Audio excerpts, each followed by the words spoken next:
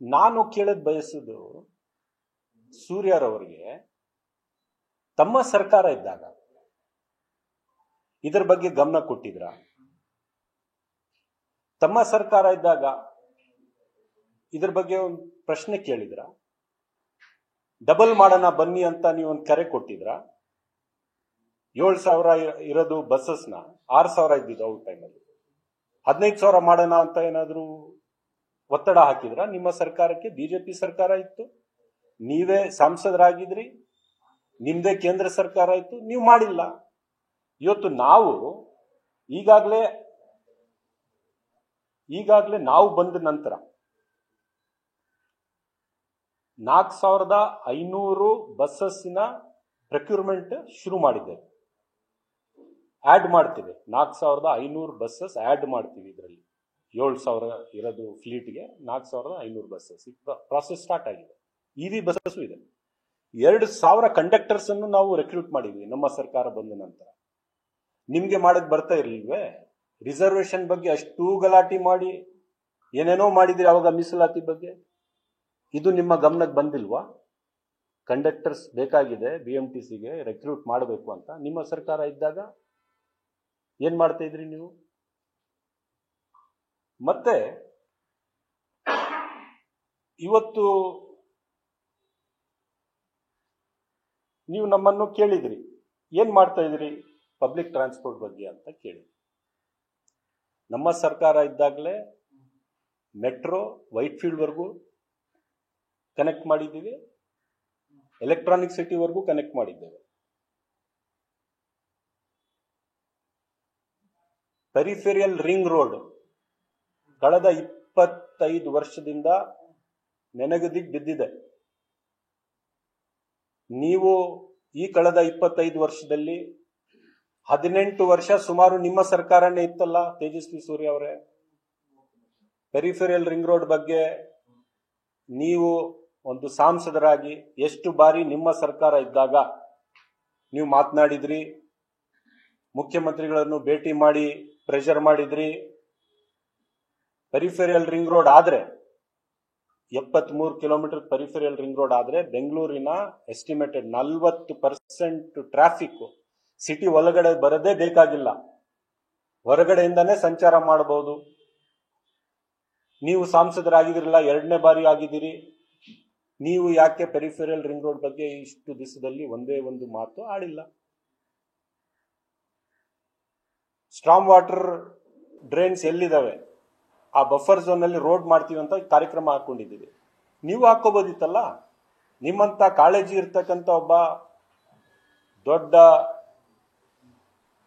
ಸಂಸದ ನಿಮ್ಮ ಸರ್ಕಾರಕ್ಕೆ ಸಲಹೆ ಕೊಡ್ಬೋದಿತ್ತು. ಮೆಟ್ರೋ ಎಲ್ಲೆಲ್ಲಿ ಹೋಗ್ತಾ ಇದೆ ಅಲ್ಲಿ ಡಬಲ್ ಡೆಕ್ಕರ್ ಮಾಡ್ತೀವಿ ಅಂತ ನಾವು ಹೇಳಿದ್ದೇವೆ. ರೋಡ್ ಕೂಡ ಮಾಡ್ತೀವಿ ಅಂತ ಎಲಿವೇಟೆಡ್ ಹೇಳಿದೀವಿ, ಅದೇ ಮೆಟ್ರೋ ಪಿಲ್ಲರ್ಸ್ ಅಲ್ಲಿ. ನೀವು ಕೂಡ ಮಾಡಬಹುದಿತ್ತು. ನೀವು ಯಾಕೆ ಆ ಕಾರ್ಯಕ್ರಮ ಹಾಕೊಂಡಿದ್ರು? ನಾನು ಏನ್ ಹೇಳಕ್ಕೆ ಬಯಸ್ತಾ ಇದ್ದೀನಿ ಅಂದ್ರೆ, ನೀವು ಇವತ್ತು ಏನೋ ಕಾಳಜಿಯನ್ನು ತೋರಿಸ್ತಾ ಇದ್ದೀರಿ, ಅವತ್ತೇ ತೋರಿಸಿ. ನಿಮ್ಮ ಕೈಯಲ್ಲಿ ಇರ್ತಕ್ಕಂಥ ಅಧಿಕಾರದಲ್ಲಿ ಅದನ್ನು ಮಾಡಿಬಿಟ್ಟಿದ್ರೆ ಬಹುಶಃ ಬೆಂಗಳೂರಿನಾಗ ಈ ಮಟ್ಟಕ್ಕೆ ಇವತ್ತು ಸಂಚಾರದ ದೃಷ್ಟಿಯಲ್ಲಿ ಸಫರ್ ಆಗಕ್ಕೆ ಆಗ್ಬೇಕಂತ ಅಗತ್ಯ ಇರಲಿಲ್ಲ.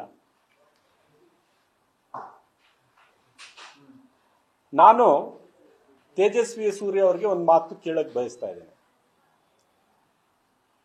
ಪ್ರಧಾನ ಮಂತ್ರಿಯವರು ಬೆಂಗಳೂರಿಗೆ ಬಂದು ಭಾಷಣ ಮಾಡಿ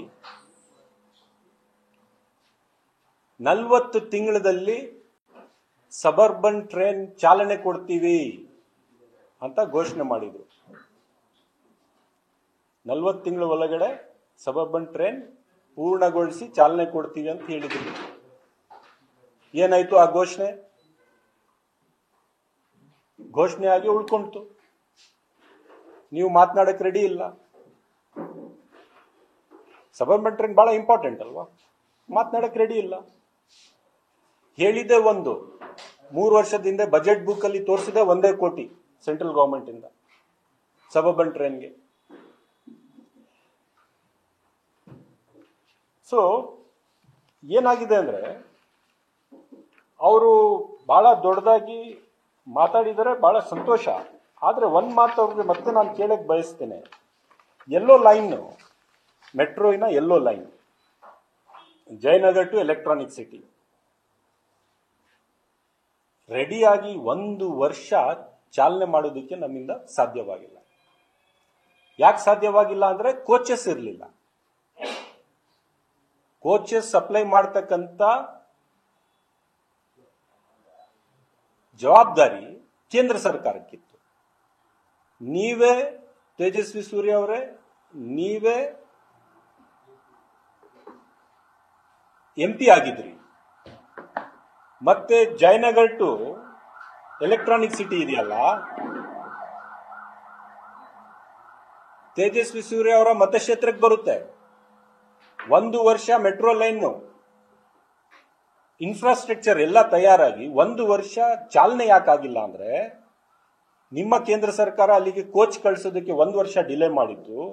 ಆ 1 ವರ್ಷದಲ್ಲಿ ಎಷ್ಟು ಜನ ಪ್ರೈವೇಟ್ ವಾಹನವನ್ನು ಕೊಂದ್ಕೊಂಡಿರಬಹುದು, ಎಷ್ಟು ಪ್ರೈವೇಟ್ ವಾಹನ ಎಕ್ಸ್ಟ್ರಾ ಬೆಂಗಳೂರು ನಗರದ ರೋಡ್ಗೆ ಬಂದಿರಬಹುದು.